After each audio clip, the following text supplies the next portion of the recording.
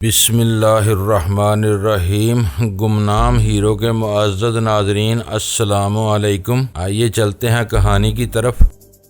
سبقت اللہ کے حمایتیوں کی بڑی تعداد کے آ جانے سے گلان میں موجود خوراک اور رسد کے ذخائر پر ایک دم دباؤ آ گیا ہے۔ یہاں کا راشن بس آج ساتھ دے سکے گا، شام تک نیچے سے گاڑیاں رسد نہ لائیں تو کل صبح مرغن ناشتے کی بجائے سب کو صرف پانی پر گزارا کرنا ہوگا۔ وہ بات میرے ذہن میں نہیں آ سکی تھی۔ اضافی نفری کے خورد و نوش کے انتظامات کا معاملہ آسان نہیں تھا۔ ہاں، ہمیں روانہ کر کے وہ 4 آدمیوں کا راشن بچا سکتا تھا، مگر ایسا نہیں کر رہا۔ ہو سکتا ہے کہ کسی بہانے تم چاروں کو مروا دینے کے ارادے سے باندھ رہا ہو۔ اس کی آواز مزید دھیمی اور ہیجان امیز ہو گئی۔ رات وہ اتنی دیر تک تم سے کیا باتیں کرتا رہا تھا؟ تم بہت دیر سے واپس آئے تھے۔ اس وقت میں پانی پینے کے لیے جاگا ہوا تھا۔ اس بارے میں مجھے کچھ سوچنے کا موقع ہی نہیں مل سکا تھا، اس لیے میں اس کے سوال پر سٹپٹا گیا، مگر پھر فوراً ہی سنبھل کر بولا۔ میرے پہنچنے تک وہ بہت زیادہ شراب پی چکا تھا، بس بار بار ہم لوگوں کی دلیری اور ثابت قدمی کی تعریف کیے جا رہا تھا۔ اس نے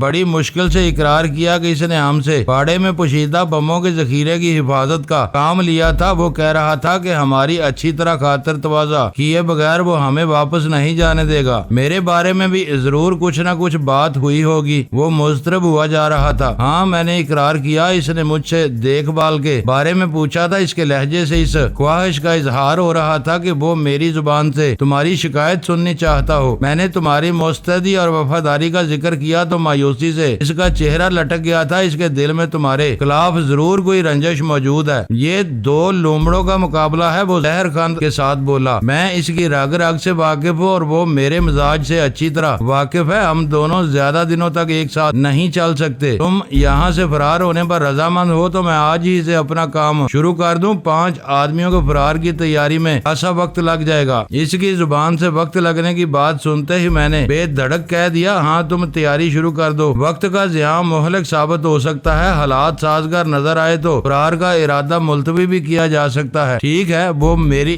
ذومانی رضامندی کا مفہوم سمجھے بغیر مطمئن ہو گیا۔ چند ثانیوں کی خاموشی کے بعد اس نے میری طرف دیکھتے ہوئے پوچھا، اس نے تم سے جنت گل کے بارے میں کچھ پوچھ گچھ کی تھی؟ میں اس کے لیے تیار تھا، مگر اس نے وہ ذکر ہی نہیں چھیڑا۔ میں صاف مکر گیا۔ اس وقت تک سندل خان سے ہمارا بہت زیادہ میل جول رہا تھا، مگر یہ بات ہمارے حق میں تھی کہ اس سے جنت گل والے معاملے پر کبھی بھی کھل کر بات نہیں ہوئی تھی۔ وہ سردار پائندہ گل کا اندھا پیروکار تھا اور اس کے احترام کی وجہ سے جنت گل کے بارے میں بات کرنے سے گریزاں رہتا تھا۔ البتہ اتنا ضرور ہوا کہ پائندہ گل سے اپنی ملاقات کے بعد میں نے اسے یہ بتا دیا تھا کہ پائندہ گل مجھے جنت گل کی تلاش میں کابل بھیجنے کا خواہاں تھا۔ بات کسی بھی اعتبار سے قابل گرفت نہیں تھی۔ وہ سینہ بے سینہ چلنے والی کہانیوں کے ذریعے اس بات سے ضرور واقف رہا ہوگا کہ جنت گل میرے بارے میں کیا کہتی پھر رہی تھی، لیکن یہ نوبت نہیں آئی تھی کہ مجھے سندل خان کے روبرو اس حقیقت کا اعتراف کرنا پڑتا۔ میری جو کچھ بات ہوئی وہ پائندہ گل سے ہوئی تھی اور جو مارا جا چکا تھا۔ میرے منکر ہو جانے کی صورت میں اس جانب کوئی ایسا حریف موجود نہیں تھا جو یہ کہہ سکتا کہ میں پہلے جس بات کا اقرار کیا تھا اس سے منحرف ہو رہا تھا۔ یہ ناقابل یقین ہے۔ سندل خان خود کلامی کے انداز میں بڑبڑایا۔ سردار ضرور بدل گیا ہے، لیکن اس وادی اور یہاں کے باسیوں کی قدیم روایات بدستور برقرار ہیں۔ اس پر عبد الرحیم خان کے خون کا بدلہ واجب نہیں ہے، لیکن شنگاریوں کی بدترین بے عزتی کا بدلہ لینا اس پر فرض ہے۔ پتہ نہیں وہ اس بارے میں کیا سوچ رہا ہے۔ شاید وہ ضرورت سے زیادہ چلاک بننے کی کوشش کر رہا ہے۔ بھول گیا ہے کہ اس طرح وہ خسارے میں رہے گا۔ گفتگو بہت نازک موڑ پر آ گئی تھی۔ شنگاریوں کی بدترین بے عزتی والا اشارہ واضح طور پر میری جانب تھا۔ اس بارے میں کوئی بھی سوال فیصلہ کن ثابت ہو سکتا تھا۔ میں نے ان کڑے لمحات کو ٹالنے کے لیے سگریٹ سلگانی شروع کر دی۔ ویرا اور سلطان شاہ بھی ایسے موقع کی نزاکت کا پورا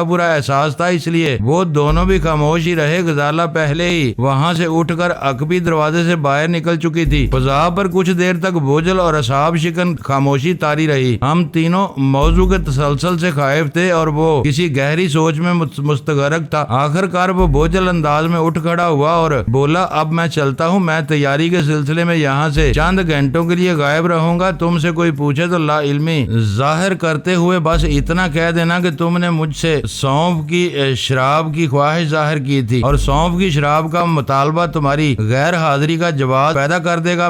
ویرا نے پوچھا. ہاں, اس کے لیے مجھے گالان سے نیچے جانا پڑے گا. وہ سنجیدگی سے بولا. سب جانتے ہیں کہ سونف کی بہترین شراب جنار والے بناتے ہیں اور وہ بستی یہاں سے ذرا لمبی مسافت پر ہے. جاؤ, میں سونف کی شراب کی منتظر رہوں گی. ویرا اونچی آواز میں بولی. وہ چلا گیا اور ایک بار پھر ہم تینوں وہاں بیٹھے رہ گئے. سب کی کھوپڑیوں پر جمود طاری ہو چلا تھا. شاید کسی کے پاس کہنے کے لیے کوئی بات باقی نہیں رہی تھی, اس لیے تینوں خالی خالی نظروں سے ایک دوسرے کے چہرے تکتے رہے. لیکن وہ مضحکہ خیز صورتحال زیادہ دیر تک قائم نہیں رہی. ویرا نے اچانک ہی کھلکھلا کر ہنسنا شروع کر دیا. اس پر پڑنے والا ہنسی کا دورہ اتنا شدید تھا کہ وہ میری یا سلطان شاہ کی کسی بات کا جواب نہیں دے سکی اور ہم دونوں کچھ نہ سمجھنے کے باوجود مسکرانے پر مجبور ہو گئے. ہم تینوں ایک دوسرے کو ہونکوں کی طرح یوں دیکھ رہے تھے جیسے سب ایک دوسرے کے لیے اجنبی ہوں. غزالہ کے آنے پر ویرا نے اپنی بے ساختہ ہنسی کا سبب بتاتے ہوئے کہا. خاص طور پر سلطان شاہ ایسے برے برے منہ بنا رہا تھا جیسے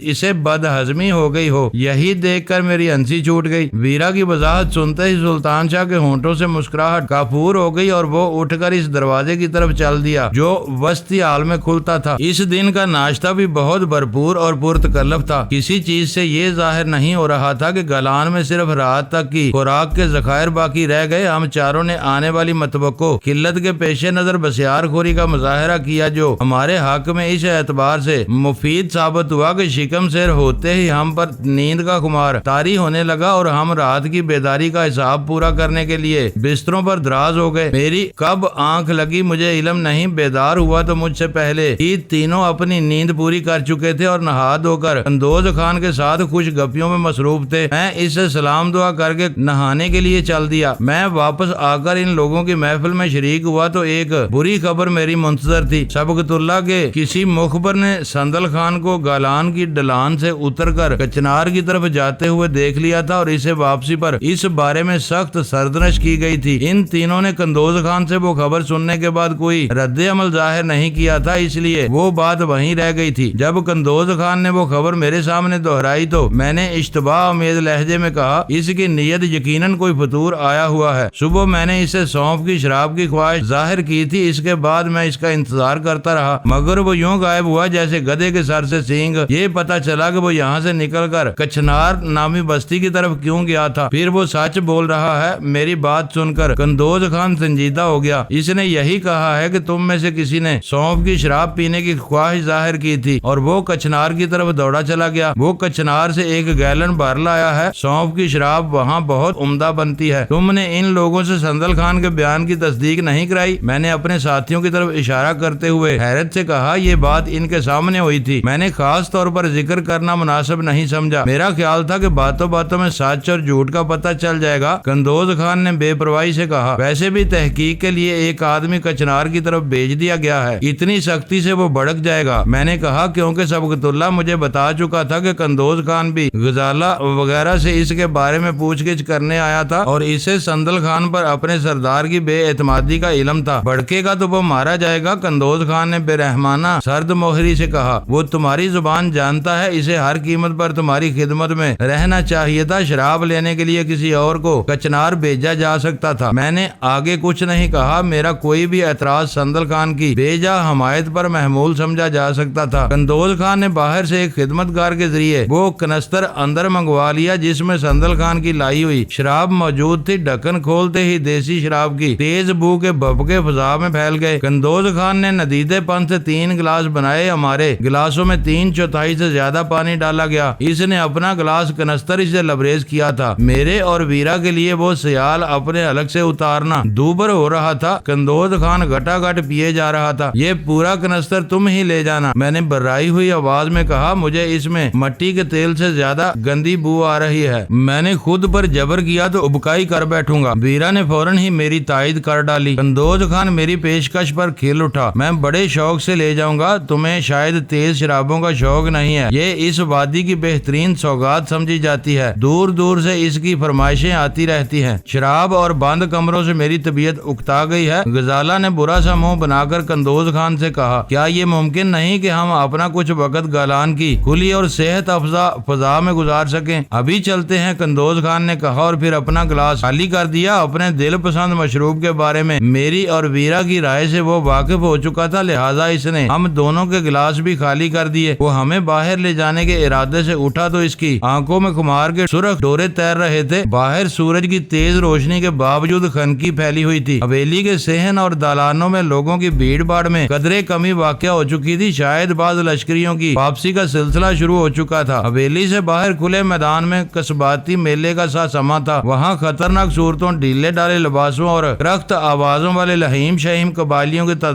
بڑی تعداد موجود تھی۔ ان کے جسموں پر سجے ہوئے ہتھیاروں سے ہی اندازہ ہو رہا تھا کہ وہ وہاں صرف لڑنے مرنے کی نیت سے آئے تھے۔ وہ سب بھی جسموں پر اترنے والی تیز نگاہوں سے ہم چاروں کو گور رہے تھے۔ قندوز خان لوگوں سے ملتا ملاتا ہمارے پیچھے آ رہا تھا اور غزالہ میرا بازو تھام کر مجھے اس بھیڑ سے باہر کھینچے جا رہی تھی۔ مجھے ان سب لوگ سے خوف آ رہا ہے۔ وہ میرے کان کے نیچے منمنائی، ایسا معلوم ہو رہا ہے جیسے یہ آمیں آنکھوں میں کھا جائیں گے۔ اور قندوز خان کہہ رہا تھا کہ یہاں ہمارے ساتھ کوئی بد نگاہی نہیں ہوگی، تم ہی کو باہر کی ہوا کھانے کا شوق تھا۔ سلطان شاہ اس کی منمناہٹ سن کر بولا، میری دانست میں یہ بہت زیادہ تہذیب اور شائستگی کا مظاہرہ کر رہے ہیں۔ ہمارے پیچھے قندوز خان نہ آ رہا ہوتا تو اب تک کئی من چلے جنگجو تم دونوں کے بازو تھام چکے ہوتے۔ واپس لوٹ چلو، بند دیواروں میں ہم زیادہ محفوظ رہیں گے۔ غزالہ بولی، وہ واقعی گھبرا گئی تھی۔ میں تو تمہیں ساتھ لے کر بستی کی طرف جانے کا ارادہ کر رہی تھی۔ ویرا نے اسے چڑھانے والے لہجے میں کہا، یہ دونوں قندوز خان کے ساتھ یہیں کہیں بیٹھ کے ہمارا انتظار کر سکتے ہیں۔ بستی کی سیر بہت دلچسپ ہوگی، وہاں مرد ہی نہیں ان کی عورتیں اور بچے بھی ہوں گے، ہم ان کا رہن سہن بھی دیکھ لیں گے۔ مجھے اپنا تماشا بنانے سے کوئی دلچسپی نہیں ہے۔ غزالہ چڑھ کر بولی، ان کا رہن سہن ان ہی کو مبارک ہو، وہ ہماری فرمائش پر ہمیں باہر لایا ہے۔ میں نے نرمی سے کہا، اب فوراً واپس لوٹنے میں صبح ہوگی، تھوڑا سا وقت گزار کر واپس لوٹ جائیں گے۔ ہم لوگ ان شنگاریوں کے درمیان گزرتے ہوئے اپنی باتیں کرتے جا رہے تھے اور وہ اپنی بولی بول رہے تھے، لیکن ہم ان کی بات سمجھ رہے تھے نہ وہ ہماری باتیں سمجھ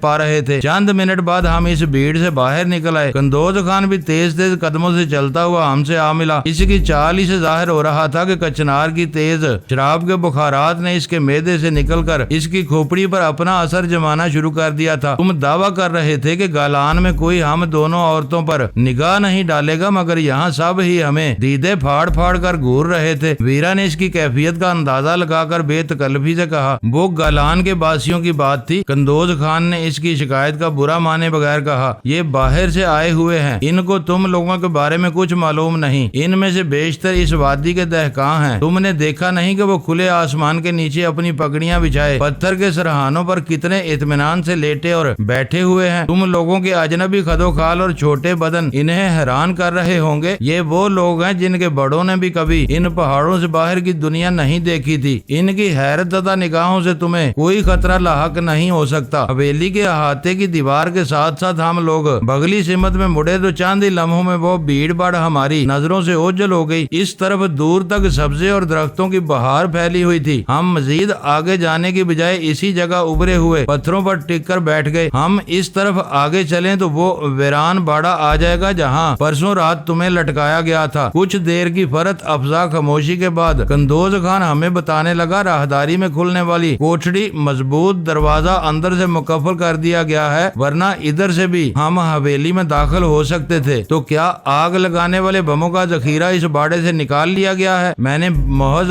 بات بڑھانے کی نیت سے کہا، مگر قندوز خان فوراً ہی بری طرح چونک پڑا۔ تمہیں ان بموں کے بارے میں کیسے معلوم ہوا؟ اس نے اشتباہ آمیز لہجے میں پوچھا۔ لمحہ بھر کے لیے میں بوکھلا گیا۔ مجھے پہلا خیال یہ آیا کہ میں نے اس سے وہ سوال کر کے فاش غلطی کی تھی، کیونکہ آتش گیر بموں کے ذخیرے کی بات سندل خان نے بتائی تھی۔ قندوز خان نے اس وقت تک بموں کے بارے میں زبان نہیں کھولی تھی، مگر اگلے ہی لمحے مجھے یاد آ گیا کہ سبقت اللہ نے ہم چاروں کی کارکردگی کی تعریف کرتے ہوئے بموں کے اس ذخیرے کو پائندہ گل کے آدمیوں سے بچائے رکھنے کا خصوصی ذکر کیا تھا۔ میں نے کہا، رات وہ سردار سبقت اللہ نے بتایا تھا، ورنہ مجھے معلوم ہی نہیں تھا کہ تم نے ہمیں کس مقصد کے لیے وہاں روکے رکھا تھا۔ اس کے چہرے کے تنے ہوئے عضلات یک لخت ڈھیلے پڑ گئے۔ مسکراتے ہوئے بولا، تمہیں معلوم ہو جاتا کہ تم جہنم کے دانے پر بیٹھے ہوئے ہو تو باڑے پر راکٹ گرتے ہی تم वहाँ से भाग निकलते। तुम्हारी बेखबरी का कमाल था कि तुमने आखिर तक वो मोर्चा नहीं छोड़ा। इस रॉकेट ने बाड़े के एक हिस्से को तबाह कर दिया था, मगर वो हिस्सा महफूज रहा। अगर रॉकेट इसे भी लपेट में ले लेता तो बहुत भयानक तबाही फैल जाती। हवेली का तिनका तिनका राख हो जाता और अंदर फंसे सारे लोग आदमी जलकर कोयला बन जाते। ये सरदार सबकतुल्ला का ख्याल था कि तुम्हें बेखबर रखा जाए। चिंगारियों को इस बारे में मालूम था, इसलिए हमारे आदमी भी ज्यादा देर वहाँ न टिकते। कोई बहुत ज्यादा हिम्मत कर भी लेता तो रॉकेट गिरने के बाद मैदान छोड़कर वहाँ से भाग निकलता। वो जखीरा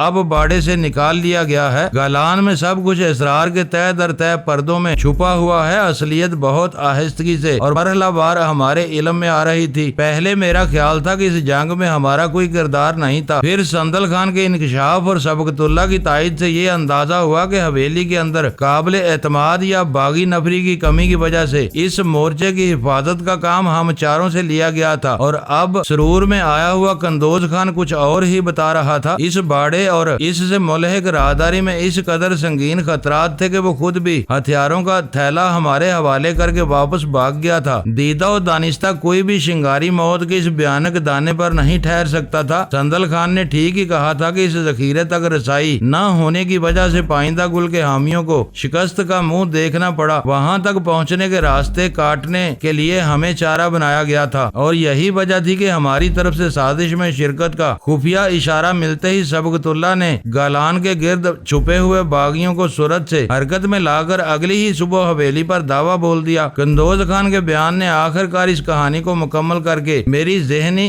खलश बिल्कुल दूर कर दी थी। थोड़ी ही देर गुजरी होगी कि कुछ फासले पर नशीब से एक आदमी मुतहरक दबा नमदार हुआ। फिर इसने बोरियों वगैरह से लदे हुए खच्चरों की एक कतार की सूरत इख्तियार कर ली। मैंने कंदोज खान को इस तरफ मतवज्जो किया तो इसके मुंह से बेइख्तियार तशक्कर अमेज कलमात निकल पड़े और मैं हैरत से इसका मुंह देखने लगा। यहाँ खुराक खत्म होने वाली थी। मेरे इस्तफसार तलब निगाहों को पढ़कर इसने बताया, मैदानी मंडियों से गाड़ियां लौट आई हैं, इन खच्चरों पर खाने का सामान आ रहा है। सरदार सबकतुल्ला बहुत बेचैनी से इस कारवां की आमद का इंतजार था। अभी थके हुए खच्चर दूर हैं, आओ चलकर इसे खुशखबरी सुना दें। हम लोग खुद भी ज्यादा देर तक बाहर रहने के मूड में नहीं थे, इसलिए फौरन ही उठ खड़े हुए। इधर से ऊपर आने का कौन सा रास्ता है? तेज तेज कदमों से इसके साथ चलते हुए मैंने सवाल किया। हम लोगों को तो किसी और रास्ते से ऊपर लाया गया था जो बस्ती से होकर हवेली की तरफ आता है। अब तुम दोस्त हो, इसलिए तुम्हें ये बताने में कोई हर्ज नहीं है कि गालान की बुलंदी से नीचे आने जाने के कई आसान रास्ते हैं जिनसे लोग पैदल और खच्चरों पर सवार होकर आते जाते रहते हैं। वो बोला, पाइंदा गुल ने तुम्हें कैदी बनाकर बुलाया था, इसलिए तुम्हें सबसे लंबे और खतरनाक रास्ते से ऊपर लाया गया था ताकि तुम गालान से फरार होने के बारे में सोच भी न सको। मरने वाला मक्कारी और सफाकी में अपना सानी नहीं रखता था। मेरा ख्याल था कि मक्कारी में वो सब ही एक दूसरे से बढ़ चढ़ कर थे। वापसी में हमें एक बार फिर फटी फटी और वहशत ज़दा आंखों के हजूम में से गुजरना पड़ा। इस बार मैंने इन बेहजाब नजरों का गहरा जायजा लिया तो मुझे वहाँ तहैयर के अलावा कुछ भी नजर नहीं आया। हवेली में पहुँचने के बाद कंदोज खान अपने नए आका से मिलने के लिए चला गया और हम चारों रास्ता तलाश करते हुए अपने मेहमान खाने तक पहुँच गए। वहाँ संदल खान परेशानी के आलम में हमारा इंतजार कर रहा था। इसके लटके हुए चेहरे से थकान और मायूसी मुतरशा थी। हमें देखते ही वो उठ खड़ा हुआ। तुम सब कहाँ चले गए थे? मैं कब से नए कपड़ों के साथ तुम्हारा इंतजार कर रहा हूँ, इसने शिकवा किया। हम कंदोज खान के साथ बाहर खुली फिजा में गए हुए थे, मैंने इसे बताया। मेरे साथ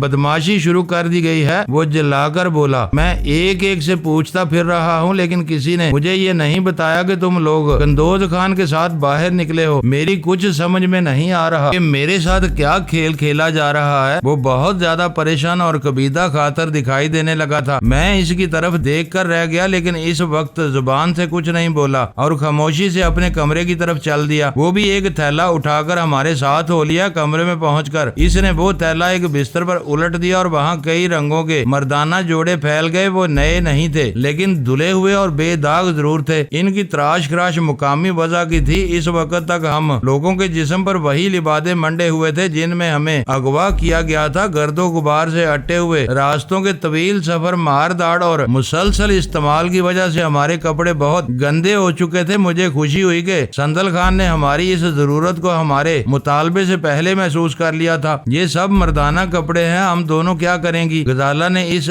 ढेर को उलट पलट कर देखने के बाद कहा, औरतों के कपड़े کسی کو نہیں دیے جا سکتے۔ میں چھوٹے بڑے ناب کے 10 جوڑے لے آیا ہوں، تم کو بھی ان ہی میں سے 2 جوڑے چھانٹ کر گزارا کرنا ہوگا۔ اس نے نرمی سے کہا، یہاں سے نکلنے میں تمہارے یہ لباس مددگار ثابت ہوں گے۔ تم کو دور سے دیکھ کر کوئی نہیں پہچان سکے گا کہ تم مقامی نہیں ہو۔ عورتوں کو اس کام میں الجھا ہوا چھوڑ کر میں سندل خان کو ایک طرف لے گیا اور آخری بستر پر جا بیٹھا تاکہ کوئی آنے والا ہم دونوں پر شبہ نہ کر سکے۔ وہاں بیٹھنے کے بعد میں نے ہمدردانہ لہجے میں پوچھا، سنا ہے کہ آج تم کو سرزنش کی گئی ہے، کسی مخبر نے تم کو گالان سے نکل کر کچنار کی طرف جاتے ہوئے دیکھ لیا تھا۔ میں جوش میں یہ بھول گیا تھا کہ شنگاریوں کے اصحاب اور ماحول پر ابھی تک جنگ طاری ہے اور چپے چپے پر نئے سردار کے مخبروں کا جال پھیلا ہوا ہے۔ میں اپنی ساری احتیاط کے باوجود خود کو پوشیدہ رکھنے میں ناکام رہا، لیکن میں فکر مند نہیں ہوں۔ سونف کی شراب کی کہانی سنا کر میں نے سردار سبقت اللہ کا غصہ ٹھنڈا کر دیا ہے۔ وہ ندامت امیز لہجے میں بولا، بات ختم نہیں ہوئی بلکہ اب چل پڑی ہے۔ میں نے معنی خیز لہجے میں کہا، کسی کو تحقیقات کے لیے کچنار بھیجا گیا ہے۔ میری بات پر اس کا چہرہ دھواں ہو گیا اور وہ کھوئی کھوئی سی آواز میں بولا، اس کا مطلب ہے کہ میری بات پر اعتبار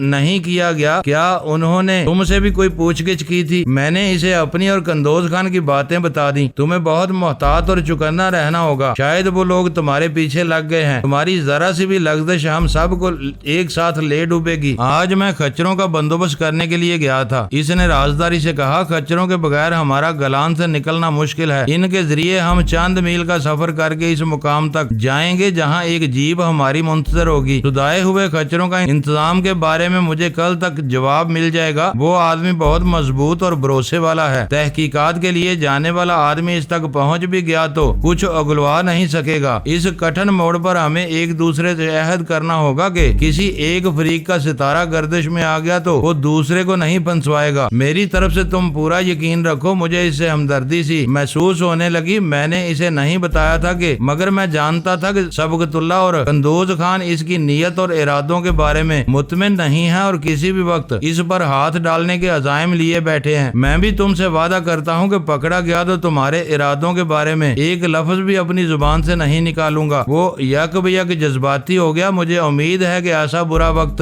نہیں آئے گا اور ہم ایک ساتھ بادرانیوں کی لائی ہوئی نحوست سے آزاد ہونے میں کامیاب ہو جائیں گے۔ میں نے خان بابا کی زندگی میں تمہارے ساتھ کوئی زیادتی کی ہو تو مجھے سچے دل سے معاف کر دینا۔ آج کے بعد تم مجھے ہمیشہ اپنا خیر خواہ اور ہمدرد پاؤ گے۔ میرے الفاظ حلق ہی میں پھنس کر رہ گئے۔ مجھے اس نے میری نظروں میں پوشیدہ پیغام پڑھ لیا اور ہمارے کمرے سے چلا گیا۔ اس کے جاتے ہی میری نگاہ اس کنستر پر پڑی جو وہ ہمارے لیے کچنار سے لایا تھا۔ میں فوراً ہی باہر نکلا تاکہ اس کے ذریعے وہ بدبودار کنستر قندوز خان کو بھجوا سکوں۔ باہر آ کر میں یہ دیکھ کر حیران رہ گیا کہ وہ ان چند ثانیوں میں ہی بہت دور نکل چکا تھا اور غیر معمولی تیز رفتاری کے ساتھ مہمان خانے سے نکاسی کے راستے کی طرف جا رہا تھا۔ میں نے اسے آواز دی تو وہ فوراً ہی پلٹ پڑا اور رک کر میری طرف دیکھنے لگا۔ وہ میری طرف واپس نہیں آیا، ایسا معلوم ہو رہا تھا جیسے اسے کہیں جانے کی اجلت ہو۔ میں نے اسے کنستر کے بارے میں آگاہ کیا تو اس نے وہیں سے جواب دیا کہ وہ باہر سے کسی کو اس کام کے لیے بھیج دے گا۔ یہ کہہ کر وہ الوداعی انداز میں ہاتھ لہرا کر سیدھا باہر نکلتا چلا گیا۔ اس وقت سندل خان کا رویہ بہت عجیب اور ناقابل فہم تھا۔ کوئی بات میرے لاشعور میں کھٹک رہی تھی مگر میں اسے سمجھنے سے قاصر تھا۔ میں اپنی اس بے نام خلش کو کوئی معنی پہنانے کے چکر میں الجھا رہا اور ان تینوں نے اپنے میلے کپڑے مردانہ شنگاری لباس سے بدل ڈالے۔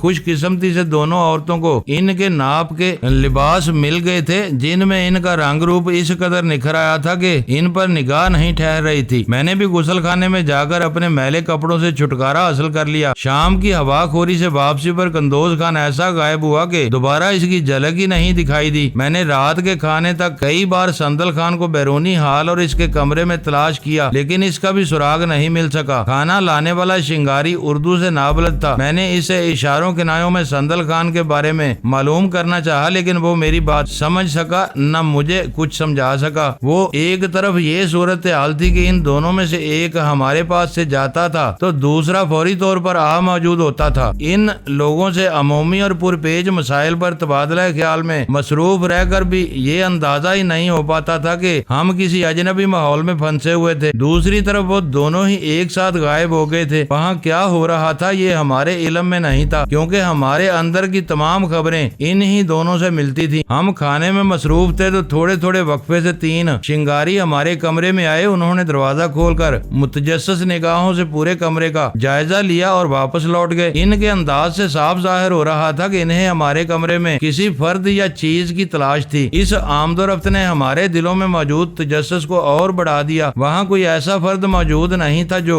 हमारा इत्मीनान करा सकता। मेरे जहन में एक मौहूम सी उम्मीद थी कि शायद खाने के बाद सरदार सबकतुल्लाह मुझे बुला ले, इससे मुलाकात हो जाती तो मुझे अपने सवालों के जवाबात मिल सकते थे। खाने से फारिग होते होते एक चौथे आदमी ने भी हमारे कमरे का जायजा ले डाला। इसने हर तख्त के नीचे झांक कर अपना इत्मीनान किया और लौट गया। मैं खाली बर्तन वहीं छोड़कर वस्ती हाल में जा बैठा, जहां हुक्का ताजा कर दिया गया था और फजा तंबाकू की खुशगवार बू से महक रही थी। कुछ देर से यहाँ पर इसरार नकलो हरकत शुरू हो गई है, क्या तुम्हें इस पर तशवीश नहीं है? सुल्तान शाह ने मेरे करीब बैठते हुए पुरतशवीश लहजे में सवाल किया। नकलो हरकत से ज्यादा परेशानी इस बात की है कि कंदोज खान के साथ ही संदल खान भी गायब हो गया है और हम इन शिंगारियों में गिरे रह गए हैं जो हमारे लिए बिल्कुल गूंगे और बहरे हैं। क्यों न बाहर निकलकर इन दोनों में से किसी को तलाश करने की कोशिश की जाए। इसकी तजवीज माकूल थी, मगर इन गैर यकीनी हालात में हमारा इधर उधर भटकना खतरनाक भी साबित हो सकता था। मेरे जहन में ये बात जमी हुई थी कि संदल खान को हमारी मेहमानदारी की कुल वक्ती जिम्मेदारी सौंपी गई थी। अगर वो किसी काम से चला गया था तो इसे जल्द ही लौट आना चाहिए था। इसकी तवील होती हुई गैर हाजिरी किसी संगीन गड़बड़ की निशानदही कर रही थी, जो किसी छोटी मोटी जवाबी बगावत की कोशिश भी हो सकती थी। मैं हुक्के के कश लेकर इन ही गुत्थियों को सुलझाने की कोशिश कर रहा था कि अचानक कंदोज खान उजलत से हाल में दाखिल होता हुआ नजर आया और मेरा दिल खुश हो गया। हमें हाल में मौजूद देखकर वो हमारे कमरे की तरफ जाने की बजाय वहीं आ गया। इसके चेहरे से परेशानी हवेदा थी। मैं इसे देखते ही उठ खड़ा हुआ। संदल खान कहाँ है? इसने किसी तुमहीद के बगैर मुझसे सवाल किया। इसने मेरे बदले हुए लिबास को नजरअंदाज कर दिया था। तुमसे अलग होने के बाद इससे सरसरी मुलाकात हुई थी। वो हमें साफ कपड़े देकर कहीं चला गया था। मैंने जवाब दिया, मैं खुद कई घंटों से इसकी तलाश में हूँ। इस दौरान में 4 चिंगारी हमारे कमरे की तलाशी ले चुके हैं, लेकिन कोई भी हमें कुछ नहीं बता सका। मुझे बेचैनी से तुम्हारा इंतजार था। वो गायब है, कंदोज खान ने कदरे जिल्लाहट के साथ कहा। हवेली और गलान में तलाश के बावजूद इसका सुराग नहीं मिल सका। शायद वो अपने सर पर भयानक खतरात मंडलाते हुए देखकर यहाँ से फरार हो गया है। इसने आखिरी मुलाकात में तुमसे कोई खास बात की थी? मेरा इशारा इसकी सरदनश की तरफ है। नहीं, वो पुरसकून नजर आ रहा था। मैंने सौंफ की शराब लाने पर इसका शुक्रिया अदा करके अपनी नापसंदीदगी का इजहार किया था। इस पर भी इसने जुबान नहीं खोली। बाद में एक खिदमतगार वो कनस्तर ले गया था। इसकी तलाश जारी है। हो सकता है कि वो रात के सन्नाटे के इंतजार में कहीं छुपा हुआ हो। हवेली में आदमी फैला दिए गए हैं। कुछ टोलियां वादी से निकास के खुफिया रास्तों की तरफ दौड़ा दी गई हैं। अगर वो निकल भागा है तो हमारे आदमी जल्द ही इसे जा लेंगे। एहतियातन तुम लोग इसी मेहमान खाने में रहो। बाहर के हालात तुम्हारे लिए साजगार नहीं है। कचनार जाने वाला क्या खबर लाया? क्या वो वहाँ सिर्फ शराब लेने ही गया था? मैंने खौफ की एक अंदरूनी लहर के साथ पूछा। इसने तेज नजरों से मेरी तरफ देखा और जहरीली आवाज में बोला, वो कचनार में 3 आदमियों से मिला था। इनमें से